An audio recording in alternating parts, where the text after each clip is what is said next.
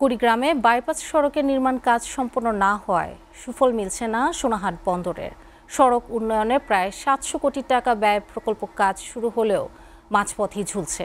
ইতিমধ্যে 500 কোটি টাকা ব্যয়ে 41 কিলোমিটার সড়ক নির্মাণ কাজ শেষ হলেও ভূমি অধিগ্রহণে ঝুলে আছে বাকি 5 কিলোমিটার বাইপাস সড়ক নির্মাণ।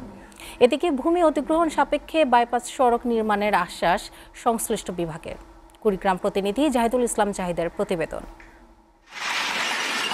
কুড়িগ্রামের ভুরুঙ্গামারী সোনারহাট বন্দর থেকে সদরের দাসেরহাট পর্যন্ত 46 কিলোমিটার সড়ক উন্নয়নের কাজ শুরু করে সড়ক বিভাগ।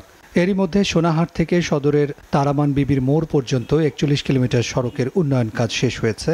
তবে অগ্রগতি নেই তারামান বিবির মোড় থেকে দাসেরহাট পর্যন্ত বাকি 5 কিলোমিটার বাইপাস সড়কের নির্মাণের।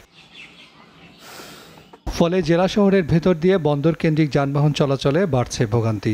ভূমি অধিগ্রহণের কার্যক্রম সম্পন্ন হলেও টাকা না পাওয়ায় নিজেদের স্থাপনা সরিয়ে নিচ্ছে না বাসিন্দারা। তারাবেন বেবির কাছ থেকে সুতোর বিল বলতে এই কাজটা আমরা দ্রুত চাই, সরকারের কাছে আমার আকুল আবেদন। বাইপাস রোডটা তো দরকারই, কিন্তু আমরা ভাবলাম যে বাইপাস রোড যেহেতু হচ্ছে, বাইপাস রোডটা হওয়া আমার পক্ষে খুবই ভালো আছে। ভূমি অধিগ্রহণ সম্পন্ন না হওয়ায় বাতিল করা হয়েছে বাইপাস সড়ক নির্মাণে 2021 সালের টেন্ডার। 5 কিলোমিটারের মধ্যে 1 কিলোমিটার সম্পন্ন হলেও বাকি 4 কিলোমিটার অধিগ্রহণ কাজ দ্রুত সম্পন্ন করে বাইপাস সড়ক নির্মাণের কথা জানান সড়ক বিভাগের কর্মকর্তা। পুনরায় আবার টেন্ডার আহ্বান করা হয়েছে এবং এই টেন্ডার এখন মন্ত্রণালয় থেকে আবারও পুনরায় টেন্ডার আহ্বান করার অনুমতি দিয়েছে এবং অতি শীঘ্রই আমরা আরেকবার টেন্ডার আহ্বান করতে যাচ্ছি।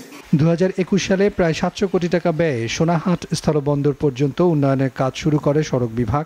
এর মধ্যে 41 কিলোমিটার সড়ক নির্মাণে ব্যয় ধরা হয় 500 কোটি টাকা, আর বাইপাস সড়ক নির্মাণে ব্যয় ধরা হয়েছে প্রায় 200 কোটি টাকা। স্থানীয়দের দাবি, দ্রুত জমি অধিগ্রহণ করে জনসাধারণের চলাচল ও সোনাহাট বন্দরের কার্যক্রম আরও গতিশীল করতে হবে। SATV news desk.